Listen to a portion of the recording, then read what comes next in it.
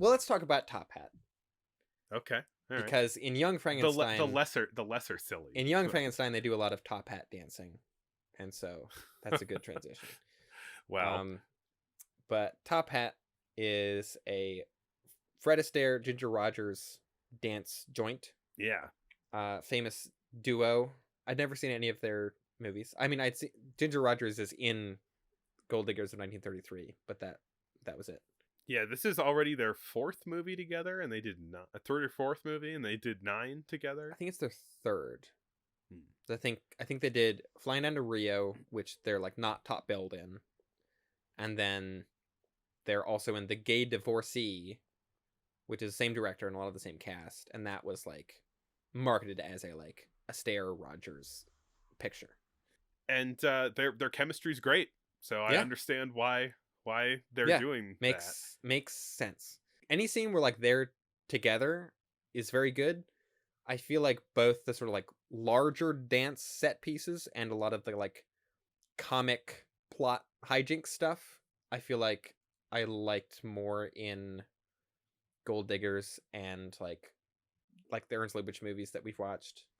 I think Yeah, there are this has a lot in common with those types of movies. There's a lot of like comedy of manners and like mistaken identity, and there's like clear sort I of mean, 30s this is a comedy bits that they like to do.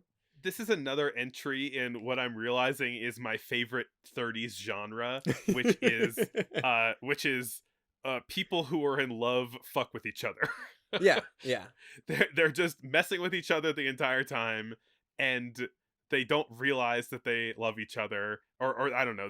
There's like a lot of this, yeah, like you were well saying, mistaken yeah, identity, or like or incorrect assumptions about things, yeah, and so they're just they're just playfully mean to each other. And yeah, I love these 30s comedies where people are playfully mean to each yeah. other. Like I It mean, there's Happened a lot One of Night them. and Designed for Living and Thin Man, Gold Diggers, Thin Man. yeah. Like it's great. I love it. It's so funny.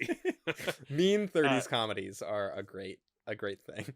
so this, like, yeah, this isn't, I think Designed for Living is probably my favorite of this type, but I Mm. really enjoyed it in this movie. I thought it was really Yeah, good. I feel like kind of the last couple that we watched, like I probably like this less than Design for Living, Thin Man, or Gold Diggers of 33, but it's still a very fun movie, and it still has some like really amazing dance stuff in it, and some kind of just like classic rom-com hijinks, Yeah. like being mad at somebody and like as soon as they leave the room they smile like ooh. There's also like a lot of kind of like returning like character actors. There's Edward Everett Horton is in this Yeah. movie, who is also in Design for Living, and I feel like at least one other Pl- movie that we watched, right? playing it, I think it might have just been Designed for Living. I was looking at Um, his filmography a bit, but yeah, he was playing a similar character of just yeah, a kind he of fuddy-duddy, or he like plays a like a rich like stuck up dude who kind of sucks in yeah. everything, and he's very good at it. He's kind of the male Margaret Dumont a little bit. Like they both play like very like upper crust, like oh my, like how could you like He has what is the meaning of this? a little more dimensionality than that, I think. I think so, But yeah, especially in this movie. In this movie, his character's a lot more likable than in Design for Living. In Design for yeah. Living, it's like is very much like, oh fuck this guy. I did out loud. I said this fucker when he appeared on screen. So, which is said only with love. I love Edward Everett Horton in stuff. I think Yeah. I like the lane that he's found for himself in 30s comedies is very good. Speaking of Alamo Drafthouse, they often use the beginning of this movie as part of their "Don't Talk" pre-roll thing. Oh, that's where I've seen this before. Yeah.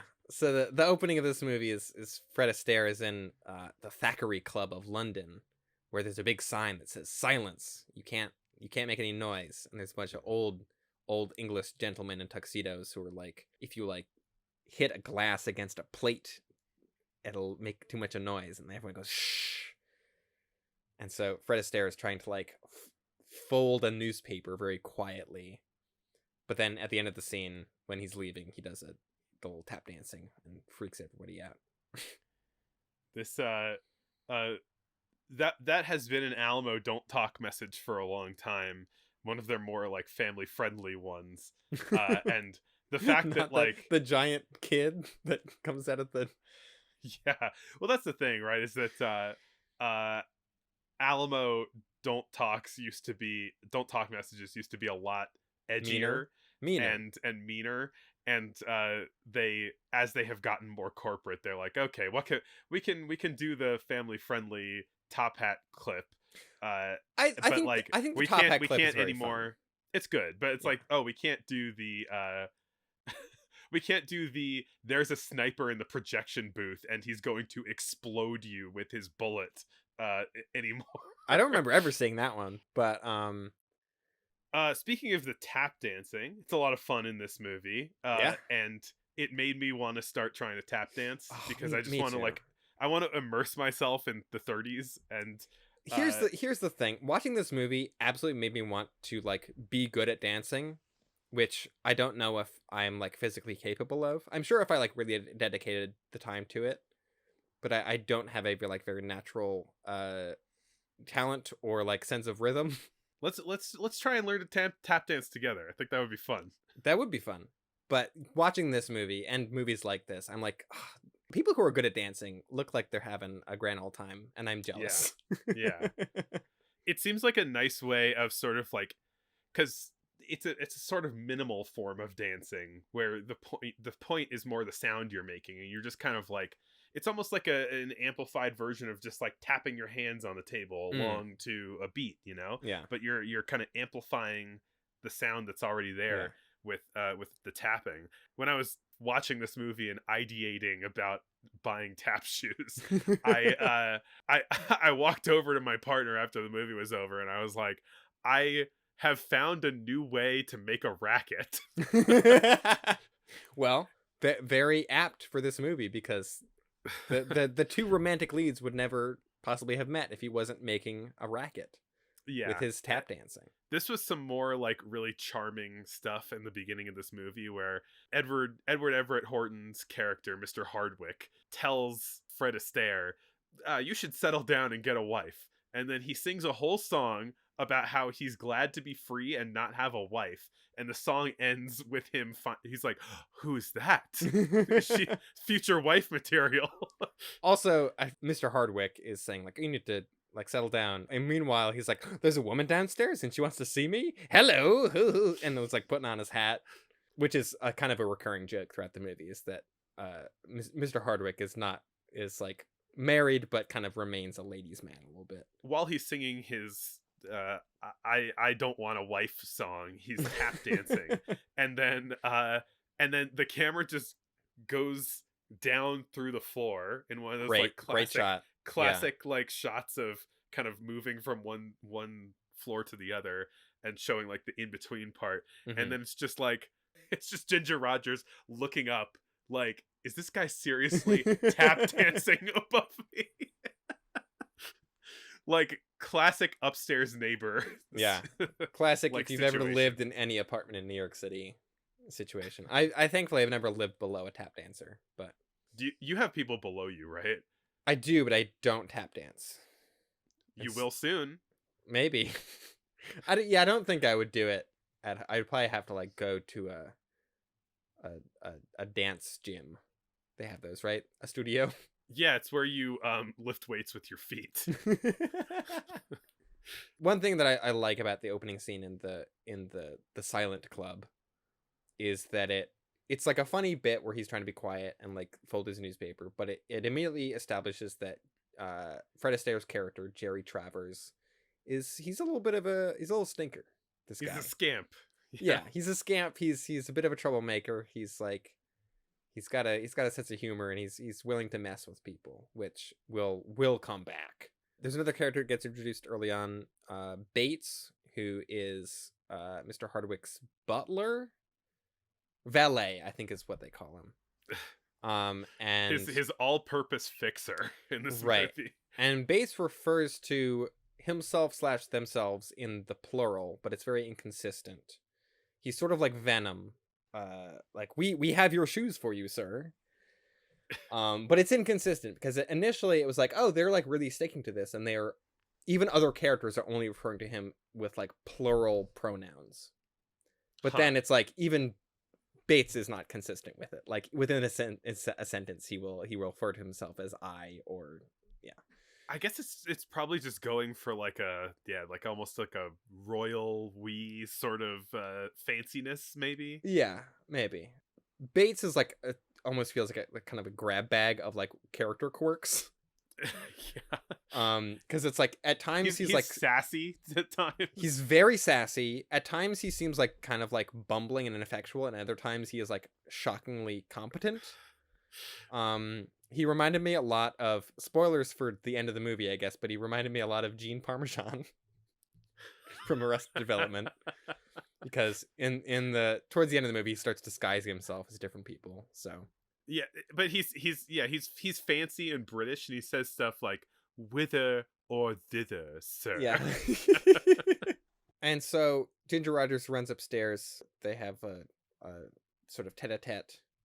She goes back downstairs and he dances the dance of sleep, which is like a very quiet tap dance. Yeah, he spreads some sand on the ground Yeah. to make a almost like a drum, like a brush on a drum. It's like a very Yeah.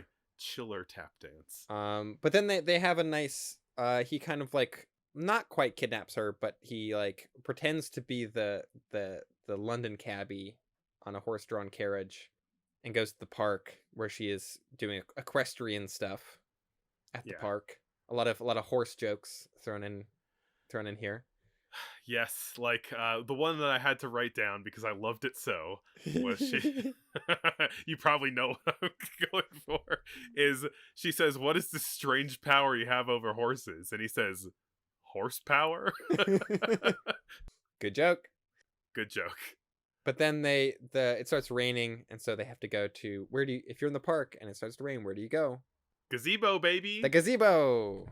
And so they have a nice little dance at the gazebo, and it is around this point in the movie where it's like every movie should have a dance scene in it.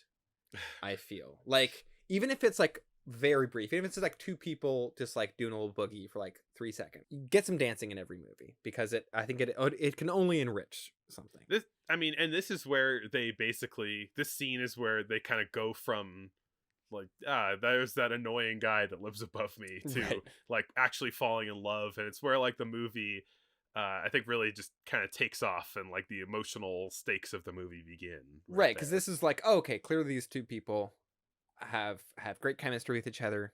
They both like each other a lot. They're dancing in the park in the rain. It's very romantic. It can only get better from here, which is of course the perfect time for a movie to throw a wrench in the works.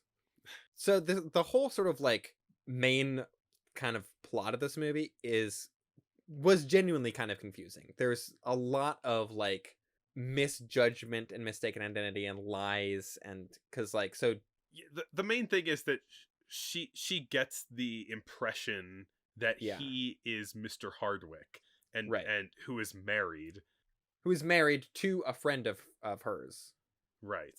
And so she's like, how could you? And she slaps him or punches him right when he thinks that they've just fallen in love. Big ol' slap in the face. She is sort of staying in London with a this very silly Italian costume designer named Bedini. And as soon as he showed up, I was like, Chico Marx is in this movie? doing broad Italian stereotypical accents was just a big thing in the 30s.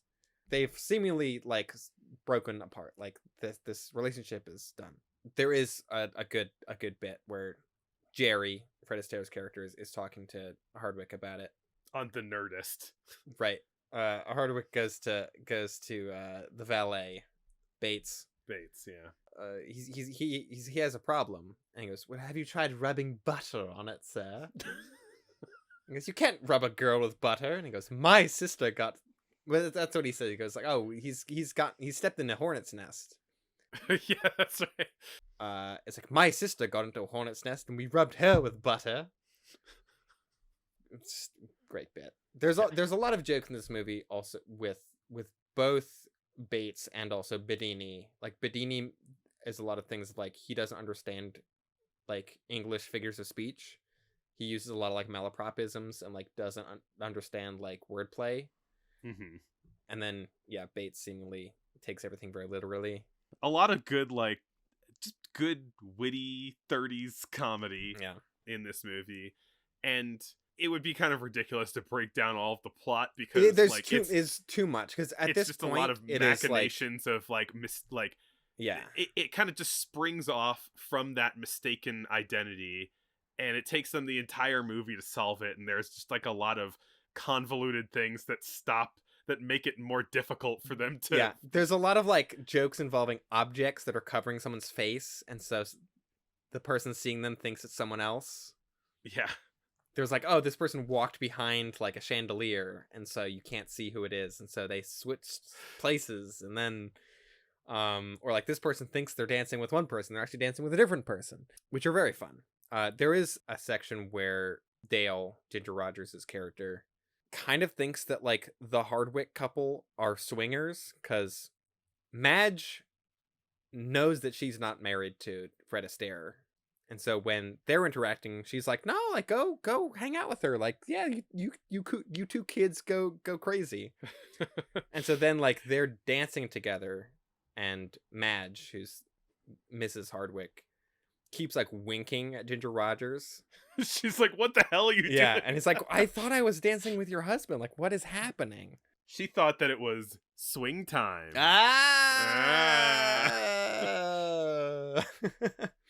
For the listening audience, and I guess anyone, because we might not be on screen right now, I just held up my laser disc of Swing Time, which we'll be watching for next week. Right, with Ginger Rogers and Fred Astaire. Yes. Right. This whole section of the movie takes place in Venice, which is not shot in Venice. It is shot on a massive soundstage set that looks like The Wizard of Oz. Yeah, I was looking at this and I was like, this is like, did you go to Disneyland to shoot this? Because like, yeah, very clean. It is very like it is absolutely. You hit the nail on the head. It is the Disneyland version of Venice. Yeah. It is like the most obvious film set ever built. But I kind of like that about it. It's very theatrical, but in kind of a fun, goofy way. Yeah. And speaking of theatrical, Hardwick and Jerry are putting on a kind of dance review, as everybody is doing in every movie. Yeah. They're all putting on Broadway shows, and it gives us an opportunity for another kind of showstopper tap dance performance and singing performance from Fred Astaire. The titular song, Top Hat. Put on your top hat. Right. Yes. Which, a lot of good tap dancing in it. I think during this one was when I decided that I wanted to start tap dancing. And the greatest part of it, though, is where he has like a row of other guys in tuxes tap dancing behind him. Mm-hmm. And he takes his cane and holds it up like it's a rifle, and then uses his tap shoes to go and make it sound like he was shooting one of them. So he's pretending to shoot all of these backup dancers with his cane, and they fall down one at a time. And then there's a point where he does a and then like moves it around like it's a Tommy gun, which is a great way of showing a Tommy gun when you are not allowed to. Right, because at this point, that's one code. of the production code things that you're not allowed to show. Should we talk about the like production code don'ts on this episode? Yeah, I think we should. I don't know if this is the spot to do it, but while you look up that list, I'll just finish describing the scene. So like, yeah, it's fantastic. It's like, it's a really kind of weird use of tap and dancing, but it is one of the kind of dips into fantasy slightly of the. I mean, it all takes place diegetically, but it's like heightened in a way. This sequence, unlike something like Gold Diggers, this doesn't have any kind of all the dancing in and singing in this movie sort of like makes sense in the world, and it's only like slightly heightened. We're not going to like another reality like we are in some other musicals to do our dancing scenes. I feel like this movie kind of goes back and forth almost. Like it is, most of the dancing in it is diegetic, but it almost like as a dance scene goes on, it almost kind of shifts into a more dreamlike reality, and then kind of comes back to the kind of more naturalistic reality of the rest of the But movie. like only slightly, because it's the same sets that they're in. Yeah, but before. like everyone else disappears. Like everyone else in the room kind of goes away, and they kind of enter into this like little world, all of their own. And then once the dancing is over, they kind of return, which is a cool way of doing it, I think. Yeah. I don't know. I mean, is there much else to say about this movie? Should we just wrap it up and then talk about the production code? Cheek to Cheek is a good song that I had heard before. I had also heard the Top Hat song. Those are kind of the two songs in this that are probably are the most famous, and I had definitely heard before many times. Yeah, I don't know. There's a bunch of stuff where Bedini is like so quick to like murder someone for Ginger Pulling out his Rogers. fencing sword. He has a sword, and it's like she's talking to him about, it's like, oh, I've got this problem with this guy, and he's like, I will murder him for you, and she's like, please don't. There's kind of an all is lost moment where Dale gets married to Bellini, and we're like, oh no, what's gonna happen? Like this isn't like it happened one night where she walks away right at the end, you know, like she actually got married to him. How are we gonna get out of this pickle? And then we find out that our Gene Parmesan globe-trotting master of disguise butler actually pretended to be a priest and did not truly marry the two of them, and now they can all be happily ever after. I enjoyed it.